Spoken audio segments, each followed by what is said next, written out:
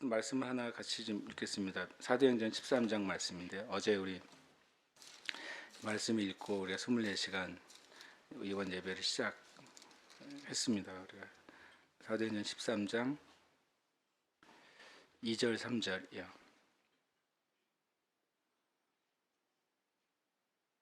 사도행전 13장 2절 3절 같이 찾으시기 바랍니다. 사도행전 13장 2절 3절 함께 읽겠습니다. 주를 섬겨 금식할 때에 성령이 이르시되 내가 불러 시키는 일을 위하여 바나바와 사울을 따로 세우라 하시니 이에 금식하며 기도하고 두 사람에게 안수하여 보내니라. 아멘. 어제 이제 그 말씀 드렸죠. 주님을 섬기며 금식한다는 표현은 이제 영어 번역에는 대부분 이제 예배하며 금식했다 또는 금식하며 예배했다 이렇게 번역이 되어 있다. 그러나 섬긴다는 표현 자체는 그 자체가 예배한다라는 의미가 아니라 공식적으로 무언가를 수행하는 것, 그런 것을 예배하는 걸 포함해서 공식적으로 무엇인가를 수행하는 것, 그리고 하나님 앞에서 기다리는 것이라는 말씀을 드렸어요.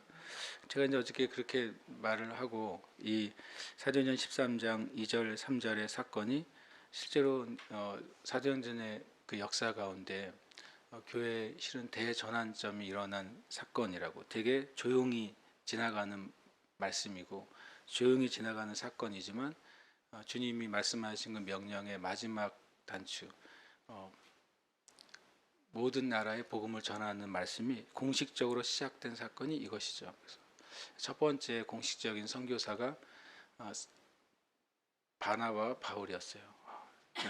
첫 번째 공식적인 선교사가 교회에서 제일 어린 청년이 선교사로 나간 게 아니라 교회 담임 목사가 선교사로 나간 초유의 사건이죠.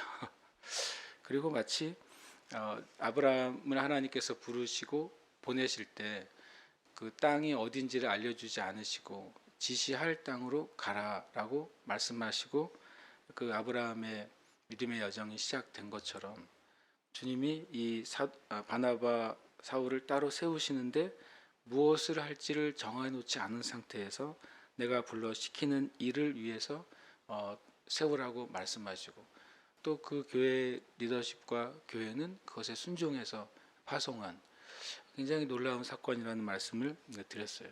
그러고서부터 이제 4절 보시면 이렇게 돼 있어요. 두 사람이 성령의 보내심을 받아. 이게 되게 재밌어요. 왜 재밌을까요? 왜 재밌다고 제가 말할까요? 바로 위에 절을 보란 듯이 반대로 얘기하고 있어요. 3절에는 누가 보냈어요? 안디옥 교회가 보냈잖아요. 그죠? 똑같은 보냈다는 단어가 나오잖아요. 안디옥 교회가 기도하고 안수하고 보냈죠. 그렇죠? 맞습니까? 그렇게 써 있잖아요. 그랬더니 4절에는 두 사람이 다른 사람인가요? 성령의 보내심을 받아, 이렇게 똑같은 보내심이란 단어가 바로 두 절에 걸쳐 등장하는데 주체가 확 바뀌어요. 교회가 보냈지만 성령이 보냈다고 말하는 거죠. 왜냐하면 성령님이 2절에 하신 말씀에 교회가 순종해서 보냈기 때문에 그것이 성령의 보내심을 받은 선교사들이 된 거예요. 그들이 어디로 내려가냐면 실루기아로 내려가서 거기서 배 타고 구브로로 갑니다. 첫 번째 초대교회 첫 번째 해외 선교지는 구브로였어요. 대한민국의 조선의 첫 번째 선교지는 어디였어요? 제주도였어요. 아시죠? 서울 동로에서 평양 장대현 서울 동네 평양 장대현 교회에서 부흥이 일어난 다음에 그 평양 동노회가 이제 첫 번째 노회가 결성이 되고 거기서 8명의 목사가 안수를 받습니다. 그 중에 이제 그 동노회가 성숙했어요. 초대교회도 말씀이 땅끝까지 복음을 전하라고 하시는 명령이었기 때문에 우리도 해외 선교사를 파송합시다. 8명 중에 1명 누가 나갈까요? 누구 말로는 이제 자원했다고. 근데 실은 이제 역사를 보니까 자원했다고는 안 하고요. 그때 뽑혀서 여기 제주에 오게 된 거예요. 그러니까 제주도가 해외 선교지였어요. 해외 선교지. 어쨌든 성령의 보내심을 받아서 이렇게 가게 돼요. 그러니까 이 실루기아로 내려가서 구브로로 가서 살람에 이르러 하나님의 말씀 유대인에게 여러 회당에서 전한 이거는 안디옥 교회의 계획이 아니었어요. 그리고 심지어는 바울과 바나바의 계획도 아니었어요. 왜냐하면 이 선교 사역은 철저하게 성령께서 불러 시키시는 일 위해서 파송된 이 두 선교사죠. 사도이면서 선교사인 이들이 성령의 인도하심을 받아 시작된 사역이고, 이것은 정말 불처럼 번져 나가서 그들의 시대에는 주님의 명령을 완수했어요. 그들의 시대의 땅끝이 어디였습니까? 스페인이었잖아요. 그들의 시대의 땅끝까지 복음이 전달이 된 것입니다. 사도 바울의 시대에는 사도행전 1장 8절의 말씀을 완수한 시대예요. 각 시대마다 하나님이 그 시대의 땅끝이 있잖아요. 그것을 하나님은 교회를 통해서 완수하시는 거죠. 근데 제가 이제 어저께 말씀을 전하고 한 가지 숙제를 드렸잖아요. 숙제하고 계십니까? 네, 숙제. 그러면 이 두 5명의 선지자들과 교사들이 주님을 섬기는 동안에 성령께서 그 안디옥 교회의 새로운 사역의 전환점을 깨닫게 해주셨다 그랬잖아요. 그래서 우리도 이번 24시간 예배를 지나며 주님께서 이 교회에게 하시는 말씀을 목사인 제가 받는 게 아니라 우리 모든 성도들이 받고, 여기 함께 예배하는 모든 분들이 일단 이따 저녁이 아니죠, 마지막 예배 때 써서 내는 거예요. 그래서 그거를 가지고 제가 또 함께 말씀을 가지고 기도하는 시간을 갖고, 내년에 주님이 이 교회가 어떤 일을 하기를 원하시는지를 우리가 듣고 싶습니다. 우리가 다음 주에 이제 당회인데, 실은 진짜 당회는 오늘이에요. 당회가 뭐냐면 감리교에서 당회는 사역을 결정하는 거거든요. 사람을 세우고 사역을 결정하는 거예요. 실은 우리가 회의로, 성경에는 주님이 하라고 하신 사역을 회의로 결정한 적이 없고요. 주님이 주신 말씀을 회의로 확정을 하는 거죠. 주님이 주신 것입니다 라고 우리가 확인을 하는 거예요. 그래서 함께 하는 것이 실은 성경적인 회의인 거죠. 그래서 제가 이제 어젯밤부터 계속 저도 이제 주님께 묻고 있어요. 그런데 재밌게도 이런 생각이 드는 거예요. 제 마음에. 주님, 그러면 주님을 섬겨 예배하는데 이 안디옥 교회 5명의 이 선지자와 사도들 말고 또 따로 주님을 섬기면서 예배해서 역사의 대전환을 가져온 예가 또 있습니까? 제가 주님께 물었어요. 주님, 이 주님을 섬기며 예배하는 그 일을 통해 시대가 바뀌어진 예가 또 있습니까? 그게 궁금하더라고요. 처음에 이 말씀에만 집중했는데, 그래서 또 밤에 생각하는데 생각이 안 나요. 이게 사람이 뒤에 한번 딱 막히면은 전진이 안 되는 것처럼 생각이 안 됐어요. 그래서 새벽에도 그러고 또 생각이 안 됐어요. 그런데 보니까 잉글시 워십이 시작될 때 갑자기 정신이 버뜩 들면서 이게 잉글시 워십이 끝나면 내가 설교를 해야 되잖아요. 갑자기 자다가 깰 때가 된 것처럼 정신을 그때 차리고 그래서 주님 어떻게 하나 그러다가 주님의 은혜로 등한 한 사람을 저에게 보여주셨는데, 이 사람이 진짜 딱 주님을 섬기며 예배해서 시대를 완전히 바꿔놓은 사람이더라고요. 그게 누구냐? 사무엘이에요. 사무엘서를 한번 찾아볼까요? 이 사무엘을 제가 이 관점으로 그전에도 보지 못했다고 할 수는 없지만 이제 오롯이 이 관점으로 오늘 좀 보게 됐어요. 사무엘서 1장 28절입니다. 사무엘서를 좀 찾아보면서 나누려고 합니다. 사무엘서 1장 28절 찾으셨습니까? 사무엘서 1장 28 함께 읽겠습니다.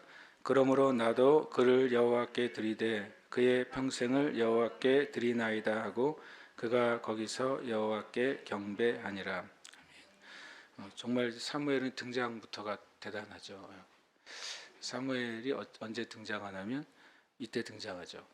그 어머니가 사무엘을 젖될 때까지 기르고 양육합니다. 그리고 젖을 뗀 후에 주님의 성전으로 와서 엘리 제사장에게 사무엘을 이제 인수인계합니다. 인수인계하면서 뭐라고 말한, 주님이 주신 아이이기 때문에 나는 그를 여호와께 드리고 평생에 여호와께 드린다. 이런 표현을 하잖아요. 나도 그를 여호와께 드리되 그의 평생을 여호와께 드리나이다. 사무엘에게 묻지는 않고 어머니가 결정을 했어요. 어머니가 사무엘에게 묻지는 않았어요. 사무엘의 의사가 여기에 별로 반영이 되진 않았어요. 그렇죠? 그냥 그 어머니 한나의 믿음, 어머니 한나의 그 헌신, 그것으로 사무엘을 그렇게 주님께 공적으로 드려요. 그 다음이 사무엘이 처음 등장하잖아요. 여기에 가만히 보시면 사무엘이 나오죠. 어디에 나옵니까? 그가 나오잖아요. 그가 거기서 여호와께 경배하니라. 아마 한 3살 정도라고 생각이 돼요. 3살, 많아야 4살. 그 아이가 그 어머니하고 이제 헤어지는 날이잖아요.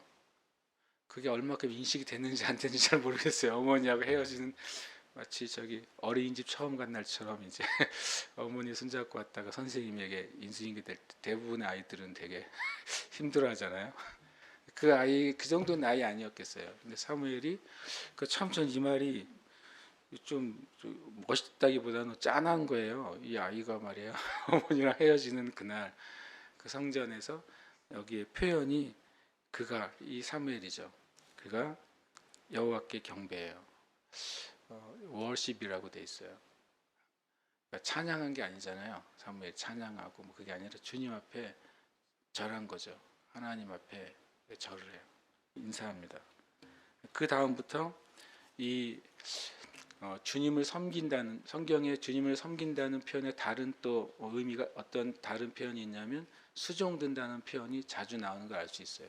주님을 수종들고, 뭐 엘리사와 엘리야를 누가 수종들고, 뭐 천사들이 예수님을 수종들고, 이런 표현들이 있어요. 그것과 연결이 되는 거죠. 그 수종다가는 표현은 많은 경우에 옆에서 기다린다고 돼 있어요.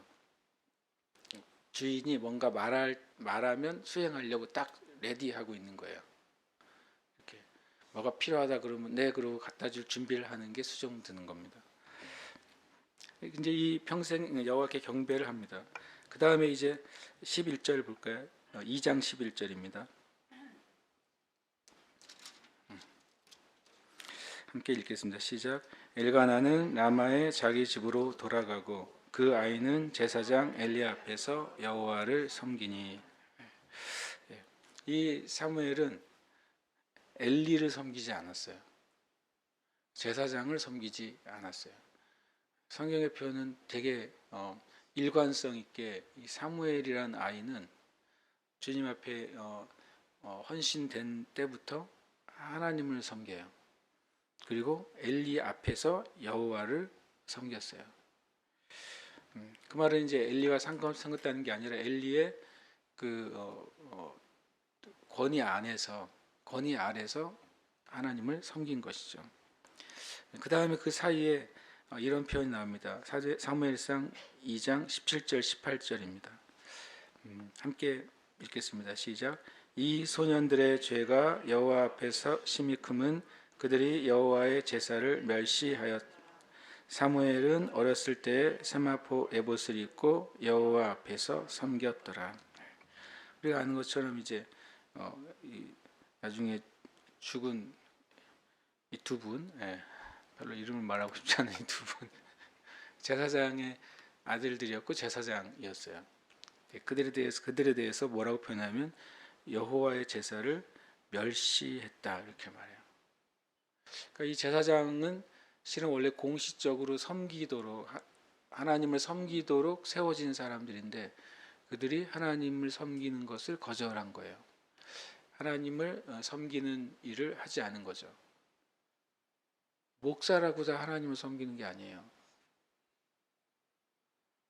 이들은 제사장이었어요. 누가 섬기냐면 진짜 하나님을 섬기는 것이 무엇인지 아는 사람이 하나님을 섬기는 거지, 그가 가지고 있는 그 이름이 주님을 섬기는 게 아니에요. 목사이든 장로이든 권사이든 집사이든 그 사람이 가진 어떤 네임이 주님을 섬기는 게 아니에요. 또 심지어 그 가진 지위가 주님을 섬기게 하지도 않아요. 제가 옛날 이야기니까 할 수 있어요. 옛날 이야기니까 20년 된 이야기니까 제가 감리교 어느 모 감독님과 식사를 한 적이 있습니다. 살아계신 안 살아계신지 모르겠네요. 그때 어느 감독님과 식사를 하는 어느 장로님과 감독님과 제가 식사를 했어요. 실은 이제 그 장로님 나이보다 저보다 나이가 훨씬 많고 감독님 나이가 훨씬 많고 나는 젊은 전도사이고, 그런데 감독님이 이렇게 말했어요. 그러니까 제가 오해하지 않게, 그분은 좋은 분이에요. 어쨌든 그런데 이렇게 표현했어요. 내가 감독이 되고 나니까 더 성경을 읽어야 되겠더라고. 내가 감독이 되고 나니까 더 말씀을 가까이 하게 되더라고. 이렇게 이런 식의 얘기를 쭉 하셨어요. 그때 제가 네, 그랬어요. 나중에 한참 지난 다음에 깨달았어요. 만약에 우리가 어떤 가지고 있는 지위가 우리를 주님께 가까이 가게 한다면 그거는 진리가 아니에요. 그럼 그 지위가 없어지면 주님과 멀어지는 게 자연스러운 건가요? 그 자리에서 떠나면 그렇게 하지 않아도 되는 건가요? 그렇진 않잖아요. 이 두 가지 되게 극명한 두 사람의 모습이죠. 어린 사무엘은 주님을 섬기는 게 뭔지를 알았어요. 그러니까 실은 어린 사무엘이기 때문에 제가 하나님께로부터 이 마음이 온 거예요. 제가 결정하고 학습받고 막 해가지고 이렇게 한 게 아니라 이 사무엘의 심령 안에 하나님이 일하고 계셨다는 것이 분명하죠. 그러나 이 두 제사장은 주님을 섬기는 법을 몰랐어요. 심지어 성경이 제일 최악의 말을 합니다. 여호와의 제사를 멸시했어요. 여호와의 제사를 섬겨야 될 두 제사장이 여호와의 제사를 멸시했습니다. 그 다음에 이제 쭉쭉 사무엘이 자라나는 것을 보여줘요. 사무엘상 2장 26절이에요. 같이 함께 읽겠습니다. 아이 사무엘이 점점 자라매 여호와와 사람들에게 은총을 더욱 받더라. 저 옛날에 이 말씀 읽다가 나 너무 충격을 받았어요. 이 구절은 누구 레벨이에요? 예수님 레벨이잖아요. 성경의 이 표현, 하나님과 사람에게 사랑을 동시에 받았다고 표현된 그 인물은 누가복음 2장 52절에 예수님하고 사무엘밖에 없어요. 구약엔 사무엘, 신약엔 예수님. 제가 이걸 읽으면서 사무엘이 진짜 훌륭하다. 그래서 나중에 제가 알게 된 게 사무엘이 구약에 있어서 예수님이 그리스도이시잖아요. 그리스도가 구약에서는 기름 부음 받은 자가 그리스도인데 기름 부음 받아서 세워지는 그 사역은 세 가지 사역이잖아요. 왕과 제사장과 선지자예요. 그런데 구약에 있어서 왕과 제사장과 선지자의 지위를 예수님처럼 거의 비슷하게 행한 사람은 사무엘이 유일해요. 누가 모세라고 그러는데 모세는 제사장 역할은 안 했어요. 모세는 선지자이고 왕 같은 역할을 했죠. 그렇지만 제사장 역할은 형님이 가져갔어요. 근데 사무엘은 이 세 가지를 다한 구약의 유일한 사람이에요. 그러니까 예수님하고 비슷한 레벨로 기록이 돼요. 하나님을 섬긴다는 것, 하나님을 섬기는 것을 아는 사람이 얼마나 귀한지를 제가 깨달았어요. 말씀을 잘하는 사람이 귀하죠. 그리고 어떤 사역을 아주 특별하게 잘하는 사람이 엄청 귀하죠. 근데 성경에서는 예수님하고 비교되게 말해지고 있는, 보여지고 있는 이 사무엘은 일을 해서 그렇게 된 게 아니라 하나님을 섬기는 법을 이 사무엘이 아는 거예요. 이게 엄청난 은혜라는 사실을 제가 알았어요. 하나님을 섬기는 법을 배우는 것. 저도 배워야 되겠다는 생각을 했어요. 주님, 제가 주님을 섬기는 법을 배워야겠습니다. 왜냐하면 그것이 굉장히 큰 은혜라는 사실을 지금 느껴요. 우리 교회가 주님을 섬기는 이 순례 시간 예배를 하는 게 얼마나 큰 은혜인지 모르겠어요. 그런데 우리가 순례 시간 예배를 한다고 주님 또 섬기는 건 아니잖아요. 우리가 실제로 이 자리에서 주님을 섬기는 마음으로 있어야 돼요. 그리고 실제로 이때 예배할 때 내 자신을 예배하거나 내가 이루어질 목적을 예배하거나 내 기도의 응답을 예배하지 않고 그냥 하나님 그분을 섬기며 예배하는 시간이 돼야 그게 정말 주님을 섬기는 것이죠. 그 다음에 이제 사무엘상 3장으로 가면 이때가 이제 클라이막스죠. 주님을 섬긴다는 것에 대한 클라이막스예요. 3장 1절, 2절, 3절이에요. 같이 함께 읽겠습니다. 아이 사무엘이 엘리 앞에서 여호와를 섬길 때에는 여호와의 말씀이 희귀하여 이상이 흔히 보이지 않았더라. 엘리의 눈이 점점 어두워가서 잘 보지 못하는 그때 그가 자기 처소에 누웠고 하나님의 등불은 아직 꺼지지 아니하였으며 사무엘은 하나님의 궤에 있는 여호와의 전 안에 누웠더니 이 말이 저는 굉장히 비디오 같아요. 엄청 어떤 환상적인 비디오 같아요. 영적인 비디오 같이 보여요. 사무엘이 엘리 앞에서 여호와를 섬길 때 이 주어가 엘리가 여호와를 섬길 때라고 해야 돼요. 엘리가 대제사장이니까. 여기에는 놀랍게도 그 대제사장 앞에 사무엘이 먼저 이름이 기록돼요. 하나님을 섬기는 데 있어서는 이 사무엘의 급이 제사장을 뛰어넘었어요. 섬기는 영역에 있어서는 지위는 종이지만 종과 같은 존재지만 물을 떠다 주는 수종드는 아이지만 하나님을 섬기는 데 있어서는 사무엘이 제사장보다 훨씬 더 레벨이 높아요. 근데 그때 이런 표현을 씁니다. 그 당시에 사무엘은 주님을 섬기는데 그 시대는 하나님의 이상이 끊어져 버렸어요. 되게 어떤 비디오 장면 같아요. 마치 어둠 속에 빛이 하나만 깜빡깜빡 되는데 이게 사무엘이에요. 여호와의 이상은 일종의 성경 보면 영적인 빛이잖아요. 영적인 빛이 그 시대 자체에 사라져 버렸어요. 그런데 사무엘이란 아이 하나만 하나님을 섬기는 거죠. 그리고 2절에 보면 엘리의 눈이 점점 어두워가서 이 표현이 신기하게도 육적인 시력이 떨어지는 것을 기록하는데 뭐처럼 보여요? 엘리의 영적인 빛도 점점점 어두워져 가는 것처럼 보이게 기록이 됐어요. 그렇죠? 이 시대가 하나님의 빛이 사라져 가고 있고 대제사장마저도 하나님의 그 영광의 빛을 담을 그릇이 아닌 상태에 있습니다. 그래서 그때 그가 자기 처소에 눕습니다. 이 1, 2, 3절은 저는 기가 막힌 표현인가 자기 처소에 누워요.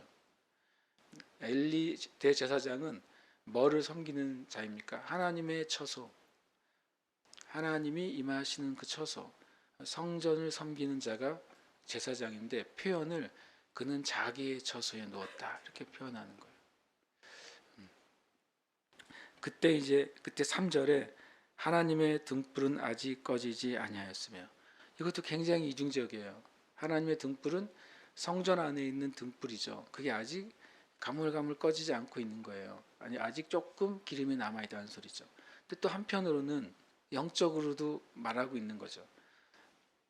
그 시대 자체가 하나님의 계시가 사라졌는데 그리고 그 계시를 원래 받고 그것을 하나님의 백성에게 말해야 될 그 대제사장도 눈도 어둡고 주님을 섬기는데 실은 실패하고 자기의 처소에 누워 있는데 그런데 하나님의 등불은 아직은 꺼지지 않았다. 마치 뭐 때문에요? 사무엘 하나 때문에 안 꺼지는 거예요. 실제 물질적인 상태에서 불이 꺼지지도 않았지만 실제로 성경은 이 사무엘 때문에 그 시대에 아직 하나님의 등불이 꺼지지 않았다고 표현하고 있습니다. 그러면서 사무엘은 하나님의 궤에 있는 여호와의 전안에 누웠더니, 대제사장은 자기의 처소에 누워 있어요. 눈이 점점점 어두워져 가는 대제사장은 자기 처소에 누워 있고, 이 어린 아이가 여호와의 전안에 누워 있어요. 왜요? 그 등불이 꺼져 가잖아요.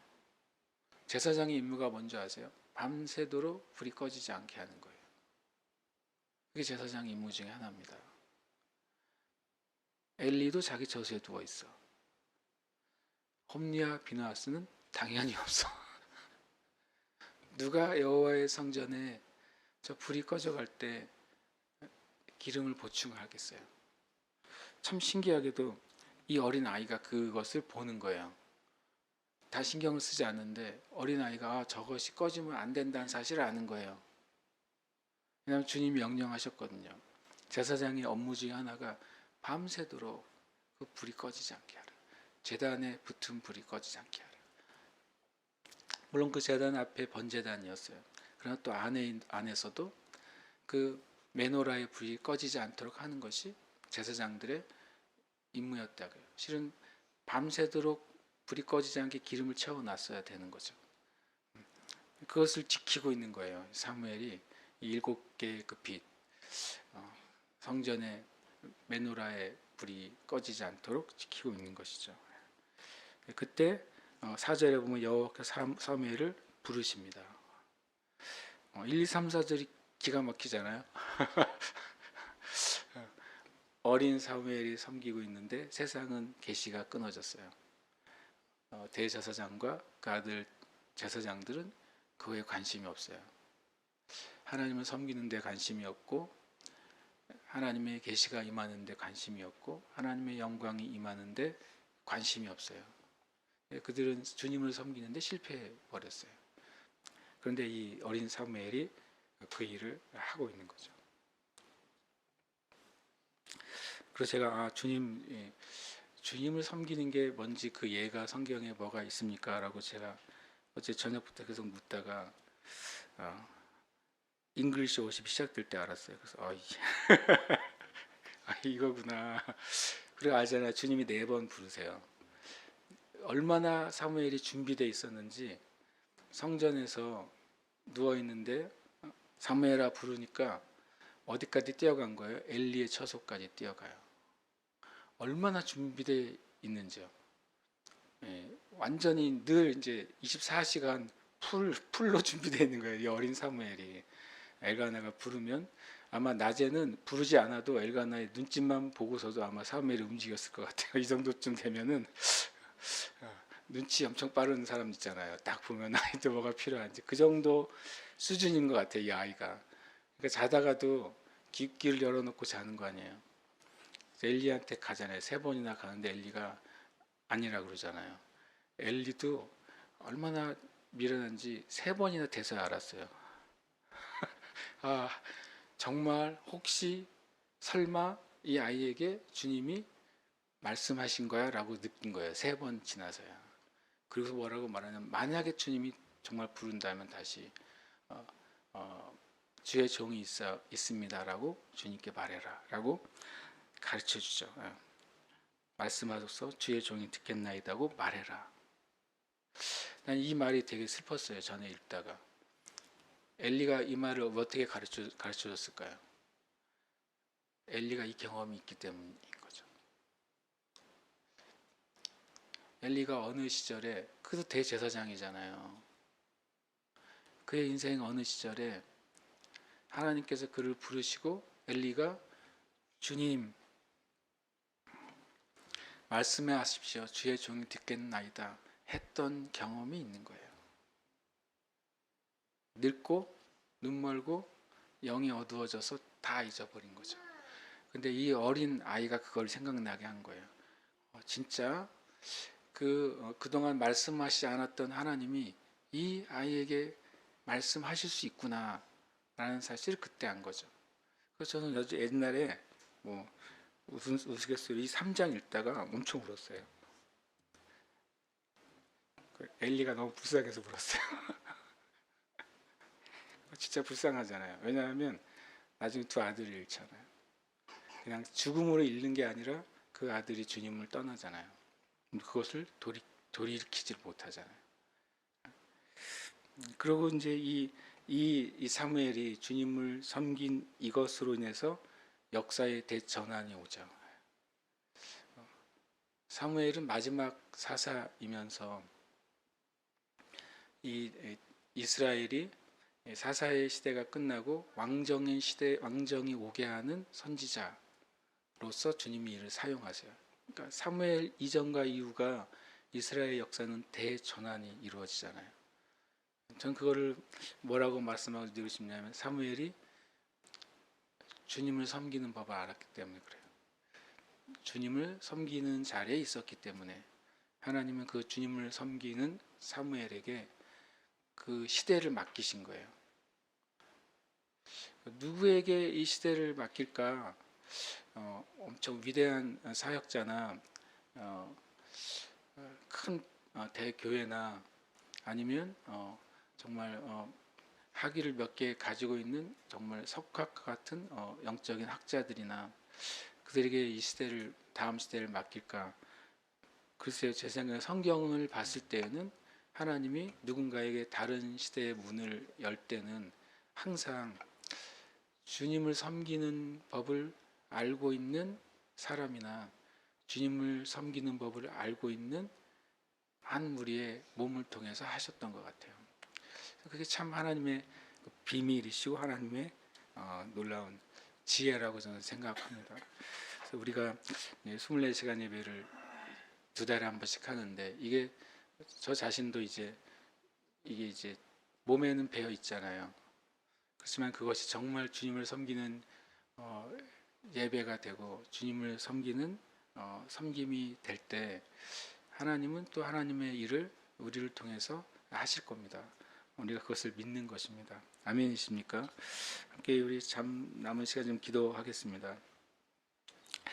기도할 때 그냥 이 기도를 하고 싶어요. 주님, 제가 주님을 섬기는 걸 배우게 해주세요. 목사인 저는 예를 들어서 교회에서 많은 시간을 보낼 수 있는 사람이잖아요. 그래서 저는 여기서 뭔가를 기도하고 예배하면 섬긴다고 할 수 있어요.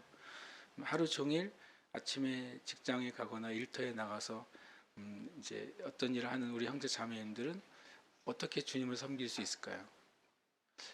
여러분이 주님께 구해 보세요. 내가 내 삶 가운데 어떻게 하면 주님을 섬기는 삶을 살 수 있을까요? 주님이 말씀하시는 것을 기다리는 삶, 그리고 주님이 언제든지 말씀하시면 사무엘처럼 내가 깨워서 하나님 말씀하세요, 주의 종이 여기 있습니다 말할 수 있는 상태로 살아가는 거예요. 이 5명의 안디옥 교회 선지자들과 교사들이 주님을 섬기며 금식하며 예배할 때 성령께서 지시하시면 거두절미하고 예스라고 말하고 그 일을 따라 순종하는 거예요. 이것은 저는 엄청난 그 하나님의 능력에 마치 어떤 비밀 같아요. 이 세대의 하나님이 세상을 바꿀 어떤 비밀 병기들을 가지고 계시다면 바로 이런 사람들을 주님이 사용하실 것 같아요. 마귀도 눈치를 못 채는 사람들이죠. 왜냐하면 주님의 보호 아래 숨겨져 있기 때문에 마귀가 눈치챌 수 없는 사람들이에요. 그런 하나님이 그 사람들을 이곳저곳에 또 시대마다 감춰두셨다가 주님을 섬기는 섬김을 통해 하나님은 일하십니다. 우리가 같이 기도할 때 남은 시간 동안 하나님, 제가 저의 삶 가운데, 저의 상황 가운데, 저의 일상 가운데, 저의 그 하루의 스케줄 가운데 주님, 저는 어떻게 주님을 섬길까요? 어떻게 주님을 기다리는 삶을 살까요? 주님, 저로 지혜를 주시고 깨닫게 하여 주시옵소서. 같이 함께 이 시간 기도하겠습니다.